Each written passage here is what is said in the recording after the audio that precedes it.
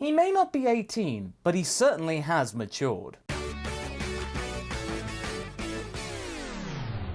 Hey guys, MasakoX here, and welcome to another episode of Super Profiles. After spending way too much time talking about whether it was justifiable having Frieza in the Tournament of Power or even in the Universe Survival Arc entirely, I think it's time we dial back to something that I think the majority of us can all agree upon. Isn't 17 really cool? Today we're gonna skip the divine mumbo jumbo and talking about theories and whatnot, and instead actually look to a character that has been around for a very long time and we can all get behind and really understand. So let's get reacquainted with Android 17. He's a very classic example of one of those characters in Dragon Ball who just suddenly vanished without any explained reason.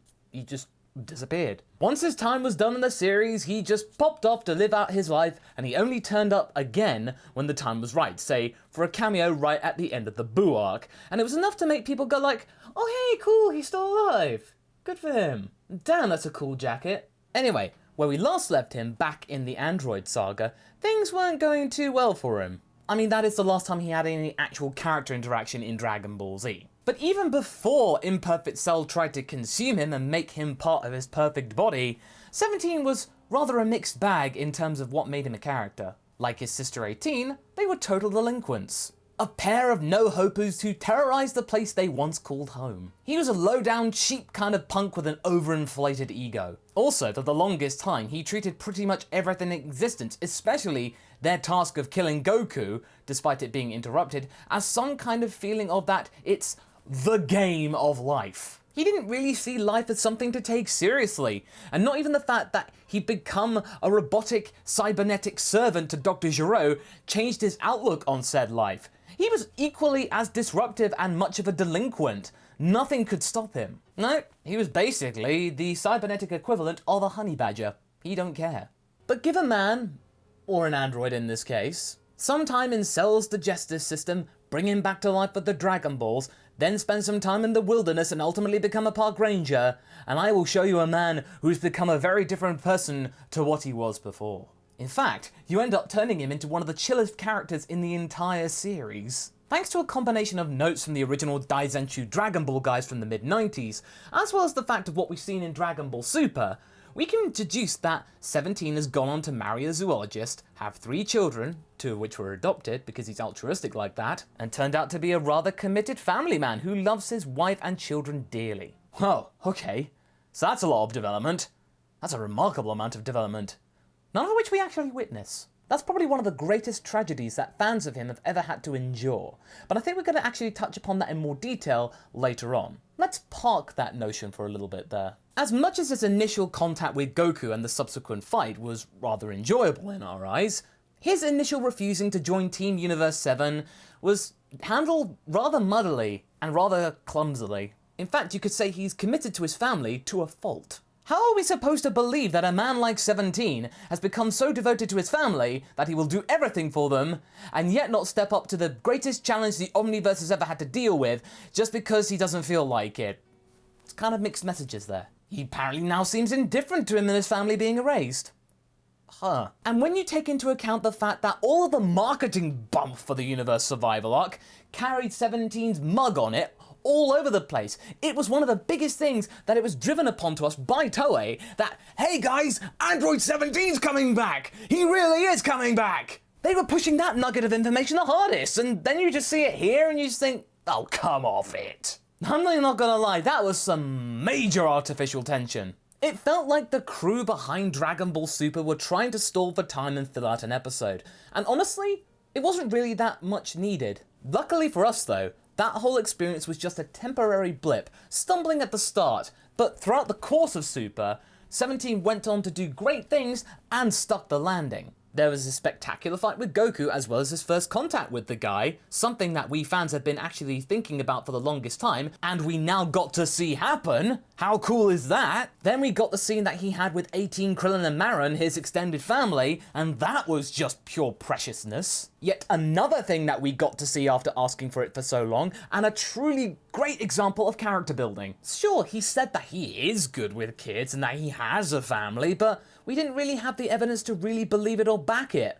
But when he was interacting with Maron, he seemed so at ease and relaxed and happy to see them. So you think, okay, 17, I believe you. You're good with kids. Alright, I can dig it. And besides, it's always great to see him bantering with his sister. Then probably one of his biggest moments before the tournament began. His first interaction with Piccolo since their fight in the Android Saga. Prior to Cell's interference in said arc, that was the biggest moment in that storyline. 17 and Piccolo going toe-to-toe with one another in a rather vicious battle that saw the pair of them really duking it out quite evenly. The only thing that set 17 apart from Piccolo is because the fact he has infinite energy. He could keep going and just wear Piccolo down. You got the feeling that those two were rather enjoying the moment, despite the moment being actually really perilous when you thought about it. However, after it faded into memory and bygones became bygones, the moment came for 17 and Piccolo to see each other again. How are they going to interact after so many years apart? Well, turns out there's absolutely no beef whatsoever. In fact, it's Piccolo that actually engages first. He extends warm greetings and 17 reciprocates, and it's absolutely wonderful. Then again, this whole sociability isn't just one-way traffic. 17, despite his stoic nature on the external side, seems to be one of those guys that seems to make friends no matter what he tries to do. In Dragon Ball Super, 17 has this amazing ability to be able to make bonds with people that you wouldn't have expected. Even in the heat of battle, and fighting alongside Frieza of all people, 17 doesn't get into a flap and just gets the job done, working to the best of its ability and with what he's got. He is one of those people you really want to see in a crisis. When it comes to peacetime, he can be sociable while he sleeps. While we mostly associate him with working with his sister, and we got plenty of that during this arc, when stuff got serious and the chips were down, he was there for basically everyone. Despite his uncaring demeanour, he got into the thick of it and got into the spirit of the event, despite being a little bit naive sometimes. And he even goes so far as to break the fourth wall when it came to ruining the magical girl transformation of Universe 2. He was just so chill and just going like, what? I was going to attack, they were wide open. What was I supposed to do? If you want to classify 17 as something of an equivalent of a video game, you could consider him like one of the best support characters that you could ever have. Not just in the earlier parts of the Tournament of Power, but even towards the end game. No matter where you were, he'd be right there for you. He almost sacrificed his life to protect Goku, Vegeta and Frieza, and for a while though, we thought he actually had sacrificed his life. It was probably one of the biggest bait and switches that we ever saw in Dragon Ball, especially in Super. I suppose some of you remember my reaction to it back in the original Dragon Ball Super review. He survived? What? Yeah, that was a big twist in my book. However, just because it was a big twist doesn't mean that it was a perfect twist. On the whole, I think the twist was a rather mixed bag. In one hand, his actual final words about this sensation feeling so human felt so powerful and precious and rather emotive. It really tugged at the heartstrings, and had he actually been sacrificed, it would have been going down in the history books of Dragon Ball as one of those moments you just cannot forget. I feel that him inadvertently surviving the process kind of weakens the effect, but it's still pretty good. And when you take that out of the equation, before that, he managed to do some really awesome things. He was the one to finally crack the Jiren code and get underneath the grey alien skin and figure out what could do effective damage to him. And that, of course, was surprise attacks. After cracking Jiren's mental shield, he figured out that the big guy can only focus on one thing at a time.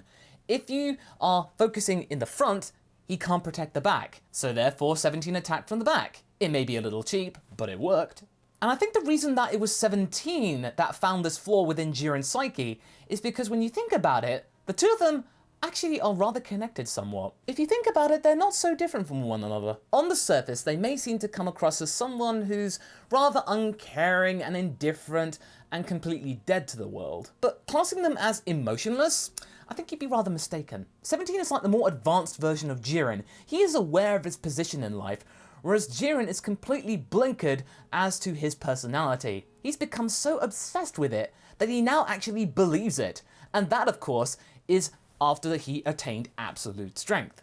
he had become so determined to actually access it, he then believed he was absolute strength incarnate, and for the longest time, it was unshakable. In the end, 17 was the one to come out victorious and save the Omniverse, and especially Universe 7. He was the unlikely hero that we didn't expect. He broke through Jiren's defenses and allowed Goku and Frieza to perform the most surprising buddy act that any of us have ever seen before. I mean, the symbolism was just off the charts. And as a result, Universe 7 as well as the rest of the Omniverse got to live for another day. And hey, after all of that, he got the cruise that he wanted after all. Result! One major thing to consider though, this shot of 17 on the cruise ship looking quite happy.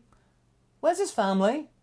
They're nowhere to be seen. Now what's going on with that? And okay, I know, a cruise ship is rather big, and if there are only just maybe 5 passengers on board, it's easy for them to get lost, but you think when they were actually contacting 18 and their friends that they'd be all together, actually showing to have fun, and at the end of the arc, to see them all together, even if it's just like 1 or maybe 2 shots, would make us go like, whoa, what? That would have been such a great payoff. I've talked about this before, but I still stand by it. But no, we didn't get that. And what an absolute shame. The biggest question on our lips after the Universe Survival arc is this. Where are 17's family right now? The answer actually may be a simple one, something I actually touched upon in my super detailed review of episodes 130 and 131, link in the description and up top if you want to check it out. It all comes down to iconography. Neither Toyotaro or Toriyama were up to the challenge of creating character art for his wife or children. Now why would that be? Was it a lack of time? Was it a lack of foresight or ideas? No. I think the real answer may be a little bit more pathetic. Toei were too afraid to actually come up with character art of their own for 17's family. Now, if this were just Toriyama choosing not to provide the details, then that would make sense. It's a very Toriyama thing to do. But honestly, I think the whole thing might be a little bit more sinister. You see, certain Dragon Ball Z characters, and I'm gonna lump Whis and Beerus into this, have been imprinted into our minds so much, the way they look and the way they act, that they've basically become unchangeable.